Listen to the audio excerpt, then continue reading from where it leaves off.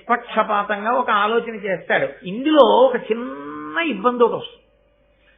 పోన్లేండి పంతులు గారు, దానికి ఏముంది, నిజమే కుండలాలు ఎత్తుకుపోయాడులేండి, మీరేం సామాన్యులా, మీకు వెంటనే దివ్య పురుషుడు కనిపించి మీకు ఆ కుండలాలు ఇచ్చేసి ఆ గుర్రం చెవిలో మీరు ఊదేసరికి అగ్నిహోత్రం అంతా వ్యాపించలా? అటువంటి మహానుభావులు మీరు ఇవాళ మన సభకి రావడమే చాలా సంతోషం, రెండు పూలదండం అని ఆయనకి వేసేసి కాళ్ళు కడిగేసి అవి నెత్తి మీద వెళ్ళేసుకుని ఓ పంచల్సా పెట్టి పంపించేశాడు అనుకోండి, ఈయన కోరిక తీరుతుందా? తీరదు. ఫోన్లేండి, ఏదో జరిగింది, ఏదో జరిగిపోయింది. మీరు బ్రాహ్మణులు అంత కోపం పెట్టుకోకూడదు, మీ మనస్సు వెన్నపూసలా ఉండాలి. పౌష్య మహారాజు చెప్పాడుగా, అలా చెప్పాడు అనుకోండి తిరిగి, అప్పుడు రాజు మనసులో క్రౌర్యం లేదు కదండి. అందుకని క్రౌర్యం లేదు కాబట్టి ఫోన్లేండని కొంత ఆలోచిస్తే ఆలోచించవచ్చు, లేదా తాననుకున్నంత శిక్ష వేయకపోవచ్చు. నిజమే, అలా చెయ్యకుండా ఉండవలసింది. కాబట్టి తక్షకుడు ఎక్కడున్నా సరే పట్టి తీసుకొచ్చి తక్షకుడికి కొంత శిక్ష వేస్తానని అనుకోండి, సరిపోతుంది ఆయనకి? చాలదు. ఆయన మనసు వ్యగ్రత ఎలా ఉందంటే తక్షకుడు నశించాలి, తక్షకుడితో సరిపోకూడదు, తక్షకుడితో పాటు నాగులన్నీ నశించాలి. కాబట్టి ఇప్పుడు తనకెంత కోపం ఉందో అంత కోపం జనమేజయుడికి రావాలి. కాబట్టి ఇప్పుడు ముందు తనెందుకు వచ్చాడో తన వైపు నుంచి చెప్పాడు, ఇప్పుడు ఇంకొక మాట చెప్పాడు. ఎంత గొప్ప ఆలోచన చేశాడో చూడండి. ఇప్పుడు అన్నాడు, అనవరతార్థదాన యజనాభిరతున్ భరతాన్వయాభివర్ధను సకల ప్రజాహిత విధాను ధనంజయ సన్నిభున్ భవజ్జనకు పరీక్షితున్ భుజగజాల్ముడసహ్య విశోగ్ర ధూమకేతన హతి చేసిన తిదాంతు కృతాంత నికేతనాతిథిన్. ఆ తక్షకుడు నాకు మాత్రమే అపకారం చేసినవాడు కాదు, అనవరతార్థదాన యజనాభిరతున్, మహానుభావుడు అడిగిన వాళ్ళందరికీ లేదనకుండా దానాలు చేసినవాడయా నీ తండ్రి. భరతాన్వయాభివర్ధను, భరత వంశాన్నంతటినీ కూడా పెంచినవాడు, గొప్పగా వంశాన్ని పెంచినవాడు, సాక్షాత్తు నీకు తండ్రి. సకల ప్రజాహిత విధానం, సకల ప్రజల యొక్క హితమును కోరి పరిపాలన చేసినటువంటి వాడు. ధనంజయ సంధిభున్, అర్జునుడితో సమానమైన వాడు. భవజ్జనకు, ఇక్కడ తీసుకొచ్చి పెట్టాడు మాట. ఇంత పొగిడి ఎవరనుకుంటున్నావు? భవజ్జనకు, నీ తండ్రి. పరీక్షిత్ మహారాజుని ఆ తక్షకుడు ఏం చేశాడో తెలుసా? భయంకరమైనటువంటి తన యొక్క విషము అనబడేటటువంటి అగ్ని జ్వాలల చేత దహించి యమధర్మరాజు సదనానికి అతిథిగా పంపించాడు. లేకపోతే నీ తండ్రి ఇంకా ఎంతకాలం రాజ్యం చేయవలసింది? మీ తండ్రిని పొట్టన పెట్టుకున్నవాడు ఆ తక్షకుడే. ఈ మాట అనేసరికి ఎంత కాదన్నా జనమేజయుడిలో తాను కోరిన ప్రతిస్పందన వస్తుంది కదండి. ఇది ఆయన ఆలోచన. మా నాన్నని చంపేశాడు కదూ. తక్షకుడు ఎందుకు చంపాడు? ఒక బ్రాహ్మణ వాక్కు కొరకు చంపాడు.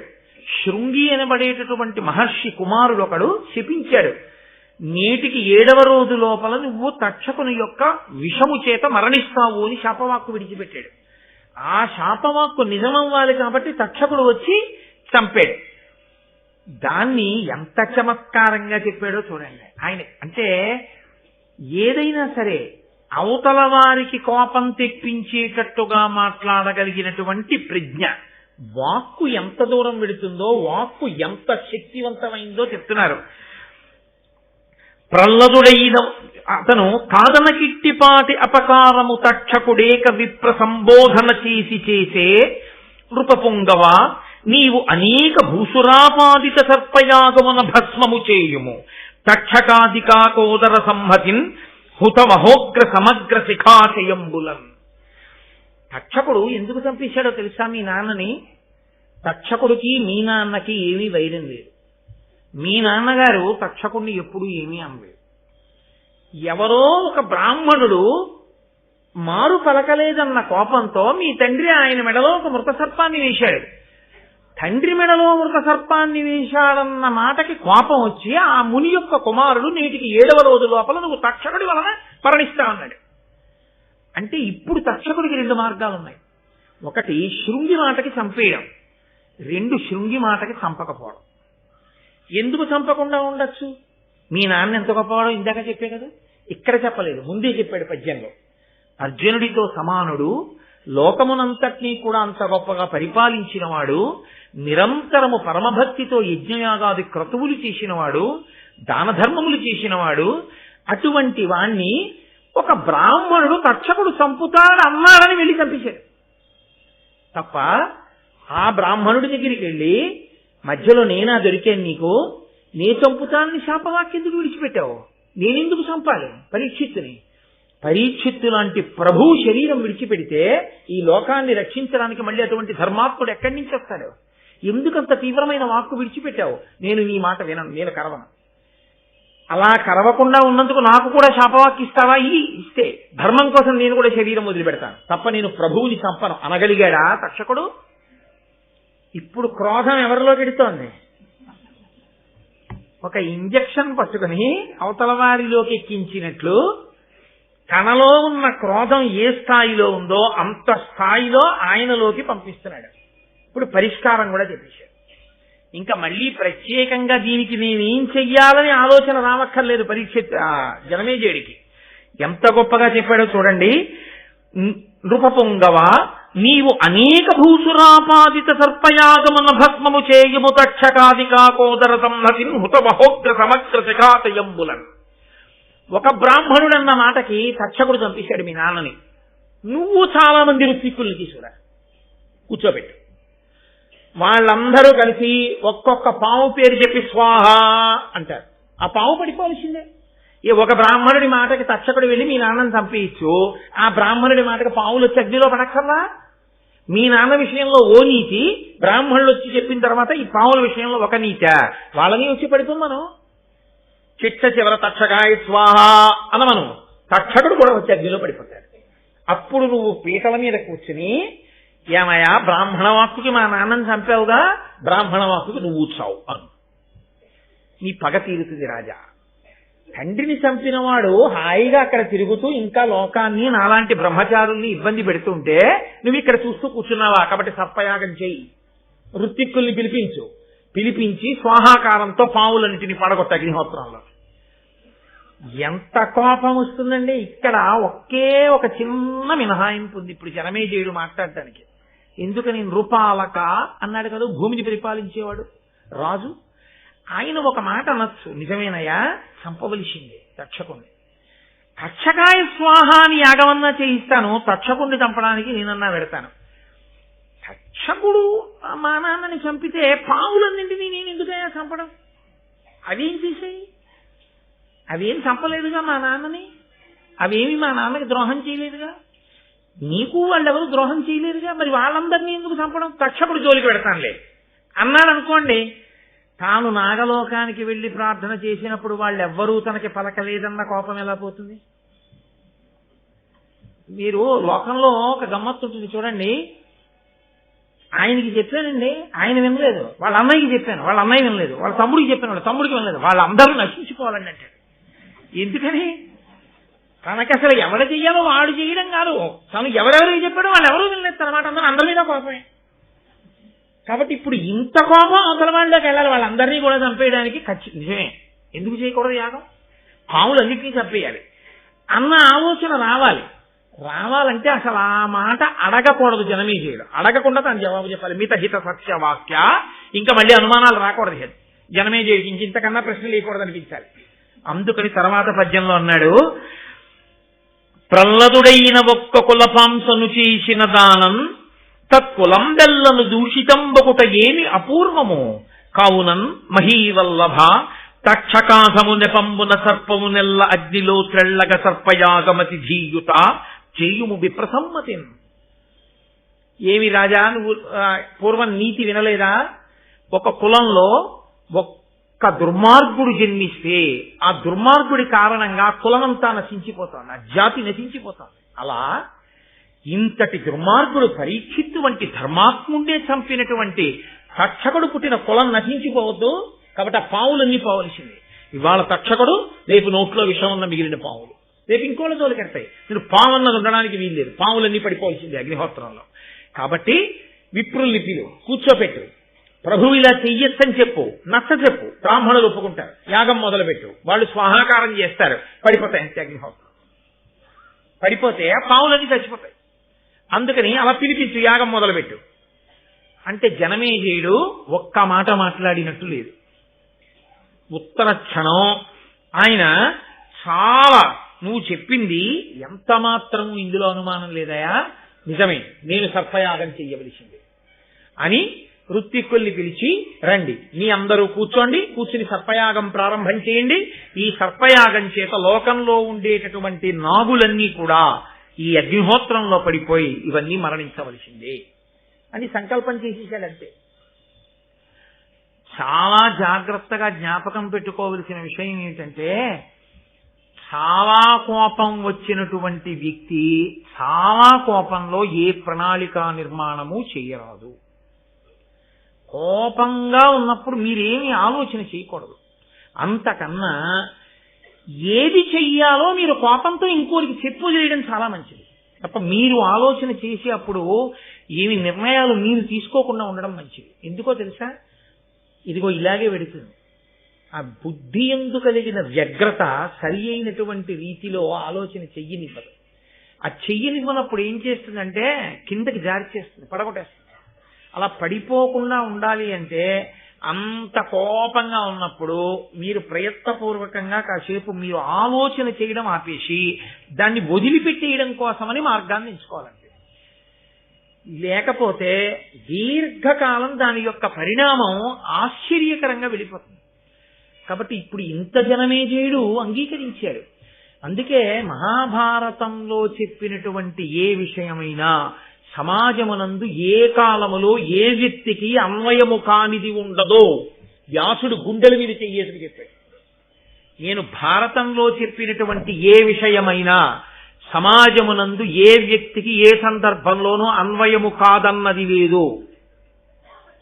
మనలో అందరం కోపాలు వచ్చిన వాళ్ళమే, కోపాలు వచ్చినప్పుడు ఆలోచించిన వాళ్ళమే, ఆలోచించి ప్రణాళికా నిర్మాణాలు చేసేసే ప్రయత్నాలు చేసిన వాళ్ళమే, చేసి ఒక్కొక్కరు గోతిలో పడిపోయిన వారే, ఇబ్బందుల్లోకి వెళ్ళిపోయిన వారే. గబుక్కుని చూడండి, క్రోధం వచ్చి చేసినటువంటి ఒక్క తప్పుకి యావజ్జీవితం కారాగారంలోకి వెళ్ళిపోతాడు. ఆ క్రోధం వచ్చినప్పుడు అతను నిర్ణయం చేసుకోకుండా ఉంటే అతను అలా ఉండడు. ఆ క్రోధం దిగజారిపోతున్న తర్వాత పరిస్థితి వేరుగా ఉంటుంది. అది ఒంటిని ఆవహించి ఉండగా నిర్ణయం మాత్రం చెయ్యకూడదు. ఎప్పుడు నిర్ణయం చేయడం, ఆలోచన చేయడం, ప్రణాళికా నిర్మాణం చేయడం, క్రోధంలో చేసిన దాని యందు యుక్తాయుక్త విచక్షణ ఉండదు. అత్యంత ప్రధానమైన విషయాన్ని వ్యాస భగవానుడు, నన్నయ్య భట్టారకుడు కూడా ఇవాళ స్పృశిస్తున్నారు. ఇది ఎన్నడో జరిగిన కథ, ఎప్పుడో చెప్పిన మాట అని మీరు అనుకోకండి. నేను ఇంతకన్నా మీకు దీని గురించి వివరణ చేసి చెప్పక్కర్లేదు. కానీ మీరందరూ ప్రాజ్ఞులు, మీరు ఇప్పటికే దీని సందేశాన్ని అందుకుని మీరు బాగా ఆలోచన చేసుకుంటే దీని వలన మనం ఎంత అమృతాన్ని పొందవచ్చో జీవయాత్రలో ఈ జన్మలో ఇప్పుడు కాదు, ఎన్ని జన్మల వరకు జీవుడితో పాటుగా పట్టికిడిపోకుండా క్రోధాన్ని మనని మనం ఎలా నిగ్రహించుకోవచ్చో మనకి మహాభారతంలో ప్రత్యేకించి ఈ ఘట్టం మనకి తెలియచేస్తుంది. ఇప్పుడు వింటున్న వాళ్ళెవరు ఈ విషయాలు? నైమిషారణ్యంలో కూర్చున్న మునులు. వాళ్ళు ముక్కున వేలేసుకున్నారు. అన్న ఎంత మాటయా, జనమేజయుడు సర్పయాగం మొదలుపెట్టాడా, అందులోకి వచ్చి పావులన్నీ పడిపోతాయా, పావులన్నీ కాలిపోతాయా? అగ్నిహోత్రుడికి ఒక లక్షణం ఉంది, ఆయన హవ్యవాహనుడు కదండి. ఆయనలో ఏదైనా వేస్తే, వైదికంగా మంత్రం చెప్పి బ్రాహ్మణులు వేస్తే దేని కొరకు పుచ్చుకుంటాడంటే దేవతలకి పట్టుకెళ్ళి ఇవ్వడానికి పుచ్చుకుంటాడు. ఆయన హవ్యవాహనుడు అని పేరు ఆయనకి. హవ్యం కాని కవ్యం కాని, పితృదేవతలకు ఇస్తే కవ్యం అంటారు, దేవతలకు ఇస్తే హవ్యం అంటారు.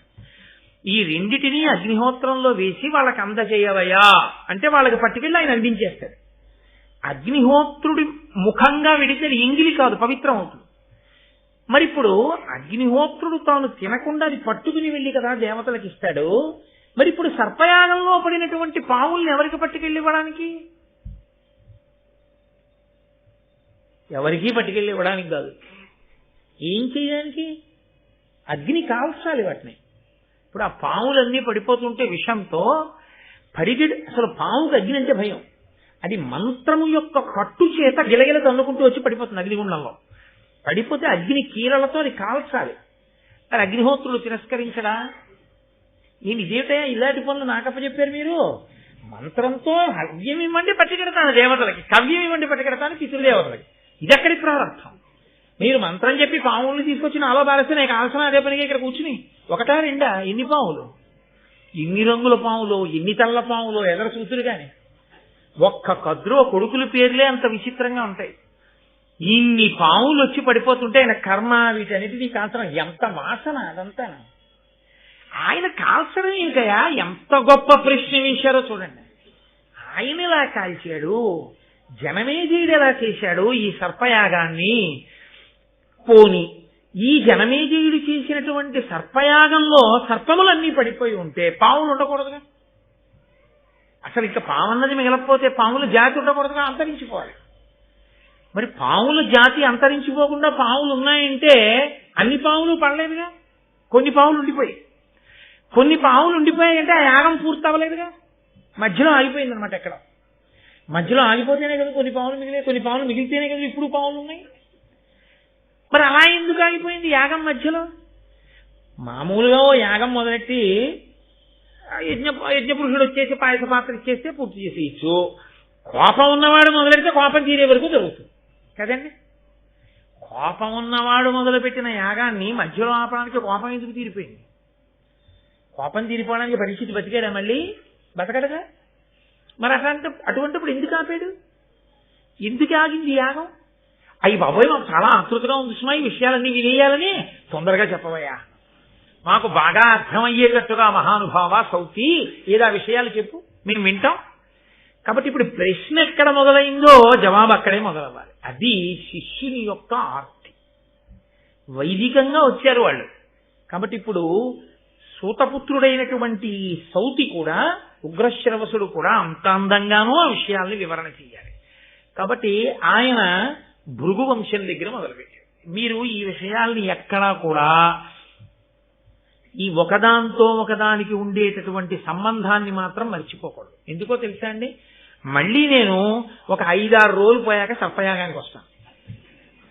ఇక్కడ విడిచిపెట్టిన సర్పయాగాన్ని ఒక 5-6 రోజుల ఉపన్యాసాలు అయిపోయిన తర్వాత, అందులో రాబో కాలంలో బహుశా రేపటికి వస్తుందేమో అత్యద్భుతమైన ఘట్టం, మహాశివరాత్రి నాటికి వస్తోంది. ఈశ్వరుని యొక్క అనుగ్రహం, గరుత్మంతుని యొక్క పుట్టుక, అమృతాన్ని తీసుకురావడం, ఆ ఘట్టం కద్రు వినతల యొక్క ఘట్టం రేపు ప్రారంభం అవుతుంది. అసలు మహాభారతానికి అంతటికీ పునాది అది.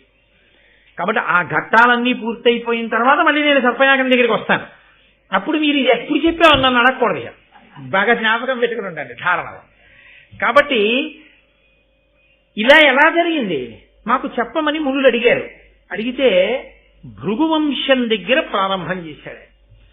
ఆ భృగువు ఆయన భార్య పులోమ, వాళ్ళిద్దరూ ఆశ్రమంలో చాలా అన్యోన్యంగా చక్కగా ఆనందంగా జీవితం గడుపుతున్నారు. గృహస్థాశ్రమంలో జీవితం ఎలా ఉండాలో అలా భృగువు జీవితాన్ని గడుపుతున్నాడు. గృహస్థాశ్రమము అనేటటువంటి మాటకి అర్థం తెలియకుండా గృహస్థాశ్రమంలో ఉండడం కన్నా దోషం ఇంకోట్లేదు. బ్రహ్మచర్యాశ్రమమునందు అంటే బ్రహ్మచారిగా ఉంటే నేనే బ్రహ్మచర్యంలో ఉంటాను. నేను గృహస్థాశ్రమంలోకి వస్తే అర్థం ఏమిటో తెలుసా అండి, మా ఆవిడ ఇంట్లో ఉంటానని గుర్తు. మనమేమంటామంటే నా ఇంట్లో మా ఆవిడ ఉందంటాం, తప్పు. గృహస్థాశ్రమము అన్న మాటకు అర్థం ఏంటంటే నా భార్య ఇంట్లో నేను ఉంటున్నాను అని. అది ఎలా సంభవం అని మీరు అడుగుతారేమో. గృహము కదండి, గృహము అంటే ఇల్లు. అప్పటి వరకు తనకి ఇల్లు అని ఏం లేదు. అప్పటి వరకు గురువు గారి ఆశ్రమంలో కూర్చున్నాడు. ఉదయం సాయంకాలం 2 వేళల యందు అగ్నిహోత్రంలోకి తీసుకెళ్లి సమిధలు వేస్తాడు. సంధ్యావందనం చేసుకుంటాడు. గురువు గారు చెప్తే వెడతాడు, భిక్షాన్నం తీసుకొస్తాడు, లేకపోతే ఆ సమిధలు పట్టుకొస్తాడు, దర్భలు పట్టుకొస్తాడు. గురువు గారు చెప్పిన పాఠం వింటాడు, వేదాన్ని వెళ్ళి వేసుకుంటాడు. గృహస్థాశ్రమ ప్రవేశమునందు ఏమవుతుందంటే చాలా నియమాలు వదిలిపెట్టేస్తాడు. నిన్న మీకు మనవి చేశాను కదా, కంటికి కాటుకు పెట్టుకోవడం మొదలు పెడతాడు, అదేంటి పూలదండలు వేసుకోవడం మొదలు పెడతాడు, తాంబూలం వేసుకోవడం మొదలు పెడతాడు. ఇవన్నీ మొదలు పెడితే గృహస్థాశ్రమం.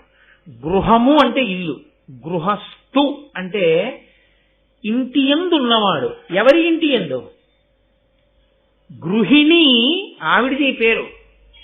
ఈయన గృహస్థు అంటే గృహమునందు ఉన్నవాడు, గృహిణి గృహము తనదిగా కలది. ఇల్లు ఎవరిది? ఆవిడిది. నేను ఆఫీస్కి వెళ్ళి ఉద్యోగం చేసి జీతం ఇవ్వగానే నేను ఇలా తీసుకోగానే వేదాంతమునందు అది ఎవరితో తెలుసండి? మా ఆవిడిది. మా ఆవిడిదంటే నా విషయమే అనుకోకండి, మీ అందరి విషయంలో. వేదం మనందరికీ ప్రమాణమే. అలాగే వ్యాపారం చేసి డబ్బట్టుకొచ్చాడు, ఆయనది కాదు, ఆవిడిది. ఆవిడికి తెలియదండి, ఆవిడికి తెలియకుండా నేను బ్యాంకులో వేసి వచ్చానండి. ఆవిడికి తెలియకపోవచ్చు, వేదాంతంలో ఆవిడిదే డబ్బు. ఆయనెవరు? ఆవిడిదైన ఐశ్వర్యం దగ్గరికి వెళ్ళి ఈయన కూర్చున్నాడు ఆ ఇంట్లో. ఆవిడ కూర్చొని ఇచ్చింది. రావయా కూర్చో, ఒప్పుకుంటున్నానంది. అందుకే ఆడపిల్ల ఎప్పటికీ తండ్రిదే. చతుర్థీ విభక్తి వేసి కన్యాదానం చేయరు. ఆడపిల్ల గురించి మాట్లాడే అధికారం తండ్రికి ఎప్పుడు ఉంటుంది. అందుకే ఉభయ వంశాల్ని తరింపచేస్తుంది. ఆడపిల్ల ఇంట్లో ఆయన ఉన్నాడు, అల్లుడు గారు ఉన్నాడు తప్ప, అల్లుడు గారింట్లో అమ్మాయి ఉంది అని వేదాంతంలో చెప్తే తప్పది. నా కూతురు విషయమైనా అంతే, మీ కూతురు విషయమైనా అంతే. మీ అమ్మాయి ఇంట్లో అల్లుడు ఉన్నాడు, మా అల్లుడింట్లో మా అమ్మాయి లేదు. ఐశ్వర్యం అంతా నా కూతురిది. నా కూతురి ఐశ్వర్యాన్ని నా అల్లుడు అనుభవిస్తున్నాడు అంతే. నా విషయమైనా అంతే. నా భార్య ఐశ్వర్యాన్ని నేను అనుభవిస్తున్నాను. నా భార్యకి ఐశ్వర్యం లేకపోతే నేను ఇక్కడ కూర్చుని మాట్లాడే అదృష్టం నాకు పట్టదు. దాని ఐశ్వర్యం ఉంటేనే, దానికి కూడా ఐశ్వర్యం ఉంటేనే నాకు ఈ సభాపూజ్యత, లేకపోతే ఇది ఉండదు. అందుకే ఇల్లు ఇల్లాలు అంటారు. ఇల్లు తనది, ఆమెది. అందుకని ఇల్లాలన్న మాట ఆవిడిదే. గృహస్థాశ్రమము అన్న మాటలో అర్థం ఏంటంటే ఆవిడదైన ఇంట్లోకి ఈయన పెడతాడు తప్ప ఈయన ఇంట్లోకి ఆవిడొస్తోంది అనకూడదు వేదాంతంలో. నేను మీకు ఏమైనా అనుమానం ఉంటే నేను చెప్పిన విషయంలో మీరు వేదభాష్యం చదువుకోండి, లేకపోతే వేదం తెలుసున్న పెద్దలు నేను అడగండి. ఒకటేసారి ఇలా చెప్పాను నిజమేనండి. అది గృహస్థాశ్రమం అంటే. కాబట్టి ఇప్పుడు గృహస్థాశ్రమంలో అలా వెళ్ళిన తరువాత ఇద్దరికీ కూడా పవిత్రమైనది ఒకటి ఉంటుంది. అదే ఆడదాని జన్మ హక్కు. ఆడది తరించేది దేనికి తరిస్తుందంటే ఈ ఒక్క కారణం చేతనే బాగా తరిస్తుంది. ప్రధాన హోమము అని ఒకటి చేస్తారు వివాహంలో. రాత్రి ఏదో 1:35 వివాహం అనుకోండి, పాణిగ్రహణమో లేకపోతే ఒకళ్ళనొకళ్ళు చూసుకోవడమో ఏదో ముహూర్తం. కొన్ని చోట్ల పాణిగ్రహణం, కొన్ని చోట్ల మాంగళ్య ధారణం, కొన్ని చోట్ల ఒకరినొకరు చూసుకోవడం. జీలకర్ర బెల్లం పెట్టడం కాదు, చూసుకున్న తర్వాత జీలకర్ర బెల్లం పెడతారు. ముహూర్తానికి జీలకర్ర బెల్లం పెట్టడం కాదు, తెరదించి చూడడం ప్రధానం. ఒకరి కన్నులొకరు చూసుకుని ఈ ముహూర్తమునకు నిన్ను నేను చూశాను, నన్ను నువ్వు చూస్తున్నావు, మన ఐశ్వర్యము నిలబడుగాక అని అడుగుతాడు అతను. కాబట్టి అయం ముహూర్తస్సు ముహూర్తోస్తు అంటే అవును ఇది సుముహూర్తమే అని మనం వెళ్ళి అక్షతలు వేస్తాం. కాబట్టి ఇప్పుడు ఆయన ఏం చేస్తాడంటే వివాహం అవగానే, అంటే సుముహూర్తం పూర్తవగానే, అది రాత్రి 1 అవ్వచ్చు 2 అవ్వచ్చు, వెంటనే తన పత్నిని తీసుకుని వేదిక మించి కిందకి దిగి తండ్రి గారి అగ్నిహోత్రం ఉంటుంది, ఆయన చేసి ఉండాలంతే శాస్త్రంలో. మా నాన్నగారికి లేదంటే తప్పంతేది. తండ్రికి అగ్నిహోత్రం ఉంటుంది. తండ్రి అగ్నిహోత్రాన్ని తీసుకొచ్చి వరుడు యొక్క ఆ హోమ గుండాన్ని వెలిగిస్తారు, అగ్నిని వెలిగిస్తారు. ఈ అగ్ని సంరక్షణ చేసేటటువంటి కర్తవ్యం ఇల్లాలి. కాస్త ఊక వేస్తుంది. అందుకే ఇల్లాలిది నిర్వహణ అనడానికి కారణం యజమాని అగ్నిహోత్రాన్ని కూడా ఆవిడే రక్షిస్తుంది, ఆవిడిది రక్షణ. ఇదే ఔపాసన. యథార్థమునకు ఔపాసన అన్న మాటకి అర్థం ఇది. ఇది జన్మ హక్కు ఆడదానికి. ఈ అగ్నిహోత్రంలో ఊక వేసి రక్షిస్తూ అప్పుడప్పుడు అటొస్తూ ఇటొస్తూ అక్షతలు అందులో వేస్తూ ఉంటుంది. దీనికి పరమ ప్రసన్నుడవుతాడు అగ్నిహోత్రుడు. అగ్నిహోత్రాన్ని ఇలా ఆరాధించేటటువంటి అలవాటు ఉంది కాబట్టి ఆర్య శబ్దంతో పిలిచారు ఈ జాతిని. ఆర్య శబ్దం అందుకు వచ్చింది. ఈ అగ్నిహోత్రంలోంచి సరే ఆ అగ్నిహోత్రం ఎన్నిగా ఉంటుంది, ఎన్ని గుండాలుగా ఉంటుంది, అందులోంచి మళ్ళీ శ్రౌతాగ్నిలు ఎలా తీస్తారు, త్రేతాగ్నులు ఎలా ఉంటాయి, దానికి గుండాలు ఎలా ఉంటాయి, రేపు పొద్దున్న యాగశాల కడితే యాగశాలలో గుండాలు ఎలా పెడతారు, అందులోకి అగ్ని ఎలా తీసుకొస్తారు, అదంతా మళ్ళీ ఆ హోత, ఆ ధ్వరు, ఇవన్నీ పెద్ద పెద్ద విషయాలు. వాటిని ఎప్పుడైనా ముచ్చటించుకునే అవకాశం ఉన్నప్పుడు వాటి గురించి మాట్లాడతాను. ఈ అగ్నిహోత్రం ఎప్పటి వరకు ఉండాలంటే యజమాని బ్రతికున్నంత కాలము ఉండాలి. ఇంటి యజమాని ఎంతకాలం ఉంటాడో అంతకాలము అగ్నిహోత్రం ఉండాలి. ఇంటి యజమాని ఊపిరి ఆగిపోయిన తర్వాత ఈ అగ్నిహోత్రాన్ని తీసుకెళ్లి కట్టెల్లో పెట్టి ఆయన శరీరాన్ని కాలుస్తాడు. ఆ అగ్నిహోత్రం ఆయన శరీరంతో పూర్తవుతుంది. లేదా ఆయన సన్యసిస్తే ఇంకా అగ్నిహోత్రం అక్కడతో ఆగిపోతుంది. ఎందుకంటే సన్యాసికి అగ్నితో సంబంధం లేదు కాబట్టి అప్పుడు అగ్నిని ముట్టుకోరు. కాబట్టి ఇప్పుడు ఇంటికి ఇల్లాలు అన్న మాట యొక్క ప్రధానమైన గొప్పతనం ఏమిటంటే ఐశ్వర్యము తనదిగా ఎలా ఉంచుకుంటుందో తెలుసా అండి? అగ్ని అనుగ్రహము చేత ఐశ్వర్యము కలుగుతుంది. ఆరోగ్యం భాస్కరాది చేత్, సూర్య భగవానుడి యొక్క అనుగ్రహం కలిగితే ఆరోగ్యం నిలబడుతుంది. అలాగే ఐశ్వర్యం దేని వల్ల నిలబడుతుంది అంటే మీరు అగ్నిహోత్రాన్ని ఎంత పవిత్రంగా చూస్తారో ఆ పవిత్రతని బట్టి మీ ఇంట్లో ఐశ్వర్యం నిలబడుతుంది. ఐశ్వర్యము అన్న మాటకు అర్థం ఏమిటో తెలుసా అండి?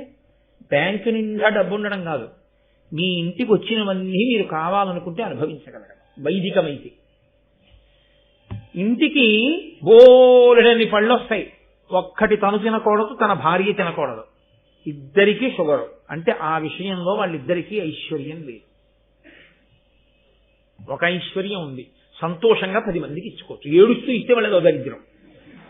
సంతోషంగా ఇచ్చుకోవచ్చు తప్ప తను తినడానికి మాత్రం లేదు. ఓ 2 అరటిపళ్ళు అక్కడ మంచి సువాసన వస్తూ మిగలముగ్గి ఉన్నా ఒక్క ముక్క కూడా తను తినడానికి వీల్లేదు.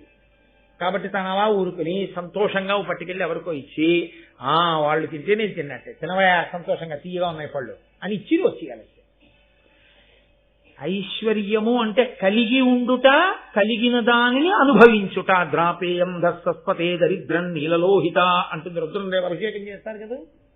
కలిగి ఉండాలి, కలిగి ఉన్న దాన్ని అనుభవించగలగాలి. అనుభవించిన ఐశ్వర్యం ఎందుకంటే దరిద్రమే.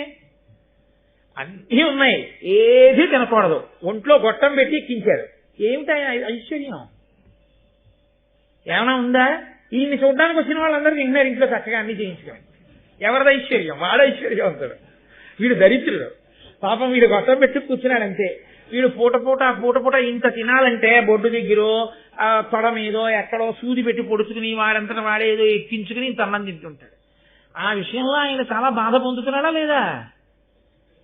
కాబట్టి ఐశ్వర్యము దేని వల్ల వస్తుంది అని అడిగారు. అందుకని మన వాళ్ళు వసుహు స్థితి, దేవతలు ఎక్కడ అనుగ్రహిస్తారో అక్కడే పెట్టించారు. ఆగ్నేయంలో అగ్నిహోత్రం పెట్టి తూర్పు దిక్కు తిరిగి ఉండమన్నారు.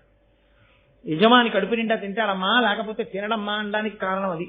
విశాల దృక్పథంతో మాట్లాడారు తప్ప ఏదో మౌఢ్యంతో మాట్లాడడం వాళ్ళ లక్షణం కాదు. 10 మంది బాగుండాలని మాట్లాడారు. ఎడం పక్కనే ఎందుకు నడవాలండి? చెప్పేవాడు ఎవడండి? నేను కుడి పక్కన నడుస్తానంటే నడు, కళ్ళు తిరిగి ఇంటెన్సివ్ కేర్ యూనిట్లో ఉంటావు. అంతే శాస్త్రం కూడా అంతే. శాసనాత్ శంసనాత్ ఇది శాస్త్రం. శాస్త్రం చెప్పింది నువ్వు నమ్మగలిగితే అభ్యున్నతిని పొందుతావు. శాస్త్రం నమ్మకం లేదు, నీ కర్మ. ఎవడేం చేస్తారు దానికి? నువ్వు పాడవడం ఎందుకు, 10 మందిని పాడు చేయడం ఎందుకు? కాబట్టి అగ్నిని రక్షిస్తుంది భార్య. భార్య కాదు, నిజానికి పత్ని అన్న మాట వాడవలసి ఉంటుంది. ఎందుకంటే యజ్ఞమునందు కానీ ధర్మకార్యమునందు కానీ పక్కన కూర్చునే అధికారం ఎవరికి ఉంటుందో ఆవిడే పత్ని. కాబట్టి ఇప్పుడు పత్ని యొక్క ప్రధాన కర్తవ్యం ఏమిటి అంటే అగ్ని రక్షణమే. అసలు అగ్ని రక్షణం అనేటటువంటిది ఇల్లాలు జీవితంలో ఎప్పుడూ చెయ్యలేదనుకోండి. నేను యథార్థంగా నాతో కలిపి చెప్పేస్తున్నాను ఉన్నమాట, భార్యని చాలా పెద్ద స్థాయిలో మోసగించినట్లు. ఎందుకో తెలుసా అండి? ఆవిడికి ఇవ్వవలసిన అభ్యున్నతి ఇవ్వలేదు. ఆయనకి అగ్ని లేదు, ఇంట్లో అగ్నిశాల లేదు, అగ్నిహోత్రం లేదు. లేదు కాబట్టి పాపం ఆ పిచ్చి తల్లికి అక్షత వేయడానికి లేదు, ఊక వేయడానికి లేదు. ఆవిడ అగ్నిని ఆరాధించినది లేదు, ఇల్లాలైంది తప్ప ఆవిడ్ని అగ్ని కార్యంలో తోడ్పాటు లేదు. ఈ విషయంలో ఎవరికీ మినహాయింపు లేదు అని మీరు గుర్తించవలసి ఉంటుంది. ఎవరో కొంతమందికి కాదు ఈ నియమం. కాబట్టి నేను అందుకే మీతో మనవి చేసింది, నన్నయ్య గారు ఆంధ్రీకరించారు, వ్యాసుల వారు రాశారంటే ఇంతంత చిన్న విషయాలు అక్కర్లేక రాయరు వాళ్ళేమి. అందులో పెద్ద ధర్మ సూక్ష్మం ఉంది సుమా. నీ ఇంటి ఐశ్వర్యాన్ని నువ్వు ఎలా కాపాడుకోవాలో చెప్తున్నారు. ఇల్లాలి ఐశ్వర్యం ఏమిటో తెలుసా అండి? భర్తతో సహా. ఆయన ఎవరంటే ఆవిడ 5వ తనం కదండి. ఆవిడ 5వ తనం గట్టిదండి అంటారు ఈయన బతికితే. ఈయన ఎక్కడో పడి బతికాడు అనుకోండి, ఆవిడ ఐదోతనం కట్టిందండి అంటారు. ఈయన ఎవరు? ఆవిడకి చెందినవాడు, ఆవిడ ఐదోతనం ఈయన. కాబట్టి ఈయన ఆవిడ సొత్తు, ఈయనే ఆవిడ సొత్తు అయినప్పుడు పుట్టిన బిడ్డలు ఆవిడ కడుపు పంట, అన్నీ ఆవిడ వైపు నుంచే ఉన్నవన్నీ. అసలు ఆవిడకున్న గౌరవం ఆయనకి లేదు శాస్త్రంలో యథార్థానికి.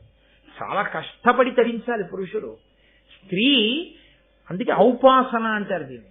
ఇది తెలిస్తే చాలా తొందరగా మెట్లెక్కి ఈశ్వరుణ్ణి చేడతారు. కాబట్టి ఇప్పుడు తన బిడ్డల్ని రక్షించుకోవాలి, తన భర్తని రక్షించుకోవాలి. తనదైనది ఐశ్వర్యము అంటే భర్త బిడ్డలు కూడా. ఇప్పుడు వీరిని ఎందుకు రక్షించుకోవాలి? కనురాపు నుంచి రక్షించుకోవాలి. ఏమిటి కనురాపు? అబ్బా, ఎంత వేదం చదువుకున్నాడండి, ఎంత ఘనాపాఠి అండి, ఏమి ధారణాశక్తి అండి, ఏమి నియమం పాటిస్తాడండి. 5 గంటలు కూర్చుని ఘన చెప్పిన కంఠం చేరవదు. ఏమి కంఠం అండి అది? అలా మాట్లాడగా ఆయనకి కనురాపు తగులుతుందేమో, అందుకనే అగ్నిహోత్రంలో ఊక వేస్తుంది, అందుకనే అక్షతలు వేస్తుంటుంది. ఆ అగ్ని బిడ్డల్ని భర్తని కాపాడుతుంటాడు. కాదు, ఉగ్రభూతములు తిరుగుతుంటాయి, అవి ప్రవేశించి బిడ్డల్ని చెనకతాయి. చెనకకుండా ఏ ఇంట అగ్నిహోత్రమునందు వేస్తారో, ఊక అక్షతలు వేస్తూ ఉంటారో అక్కడికి రావు. అందుకని అగ్నిశాల అని ఒకటి ఉంటుంది ఇంట్లో. అందులో మళ్ళీ ఏ దిక్కుకు ఏ గుండం ఉండాలన్నది వేరు నియమం అనుకోండి. అక్కడ ఈ అగ్నిగుండాన్ని పెట్టి ఉంచుతాడు యజమాని. దాన్ని పరాకు చెప్తాడు భార్యకి. చాలాసేపు బయటికి వెళ్ళిపోతున్నాను అనుకోండి, ఏమో ఇల్లు తాళం వేసుకో అని ఇప్పుడు చెప్తున్నాం. అప్పుడు ఏం చెప్పేవారంటే అగ్నిని జాగ్రత్తగా చూసుకో, నేను వెళ్ళొస్తాను. ఎందుకంటే మళ్ళీ ఆ అగ్ని వెలిగించాలంటే దానికి ఒక పెద్ద పద్ధతి, అది నిధనం అయిపోతాయి. అందుకని నేను బయటికి వెడుతున్నాను, నువ్వు పరాకుగా అగ్నిహోత్రాన్ని చూడు, అగ్నిశాలలో అగ్నిని జాగ్రత్తగా చూడు, నేను వచ్చి సంధ్యావందనం చేసుకున్న తర్వాత అగ్ని కార్యం చేసుకుంటాను. నిత్యాగ్నిహోత్రీకులని ఇప్పటికీ అగ్నిహోత్రాన్ని అలాగే ఆరాధన చేసే కుటుంబాలు ఉన్నాయి. నేను గత సంవత్సరం గుంటూరులో శ్రీరామాయణం చెప్పే రోజుల్లో శృంగగిరి పీఠ నిర్వాహకులు హరిప్రసాద్ గారు విజయవాడ నుంచి పిలిపించారు నాకు ఆశీర్వచనం చేయించడానికి. ఒక ప్రత్యేక సందర్భంలో నిత్యాగ్నిహోత్రీకులు వచ్చారు. ఆ రోజు సాయంకాలం వాళ్ళు అగ్ని కార్యం చేసుకుని వచ్చారు ఆశీర్వచనం చేయడానికి. ఇప్పటికీ ఉన్నాయి ఆ కుటుంబాలు. ఎప్పుడైనా కనీసంలో కనీసం చూసి దర్శనం చేసి పొంగిపోదాం అనుకుంటే 5 బస్సులు వేసుకెళ్ళిపోతే అసహ్యంగా ఉంటుంది, కానీ 5 వెళ్ళి చూడడానికి బాగుంటుంది. కాబట్టి అదిగో అటువంటి సంప్రదాయాన్ని పోషిస్తున్న మహాపురుషులు ఉన్నారు ఇప్పటికీ. కనీసంలో కనీసం అందుకే వంట పొయ్యి దగ్గర మర్యాద పాటిస్తారు. అది ఒక్కటైనా కనీసం పచనం చేసే అగ్నిహోత్రం కదా, దాని మీదైనా గౌరవం ఉంచాలి కదా అని చెప్పి. సరే, అందుచేత ఇప్పుడు భృగువు స్నానం చేయడానికి వెళ్తున్నాడు. అంటే ఎంత ఆచారకాండ మాట్లాడిందో చూడండి భారతం. ఆయన వెడుతూ భార్యకి పరాకు దేని గురించి చెప్పాడంటే, అగ్నిశాలలో అగ్నిహోత్రుడున్నాడు జాగ్రత్త. అగ్ని సర్వదేవతా స్వరూపుడు, అదొకటి మీరు గుర్తుపెట్టుకోవాలి. అగ్నిహోత్రుడు శివుడు, శివుడికి 3వ కన్ను అగ్నిహోత్రం. అందుకని అగ్నియే శివుడు, అగ్నియే విష్ణువు, అగ్నియే గరుత్మంతుడు, అగ్నియే పరదేవత. అందుకే ఇప్పటికీ కేరళ రాష్ట్రంలో అమ్మవారిని పూజ చెయ్యాలి అంటే యంత్రాలు మూర్తులు అవి పెట్టరు. మీరు ఎప్పుడైనా కేరళ రాష్ట్రం వెళ్ళినప్పుడు అక్కడ ఉండేటటువంటి సంప్రదాయం మీరు వాళ్ళని అడగండి, వాళ్ళు చెప్తారు.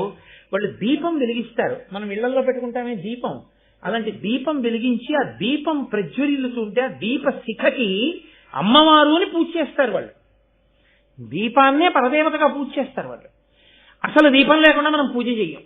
నతత్ర సూర్యోభాతి చంద్రతారకం నేమా విద్యుతో భాతి కుతోయమగ్ని త్వమేవ భాంతమనుభాతి సర్వం తస్య భాషా సర్వమిదం విభాతి. పరబ్రహ్మాన్ని దీపంగా చెప్తాం. ఏ నామాలు వినండి మీరు, సహస్రనామాల్లో పరంజ్యోతి అన్న నామం లేకుండా ఉంటుంది. జ్యోతి అగ్ని సంబంధం.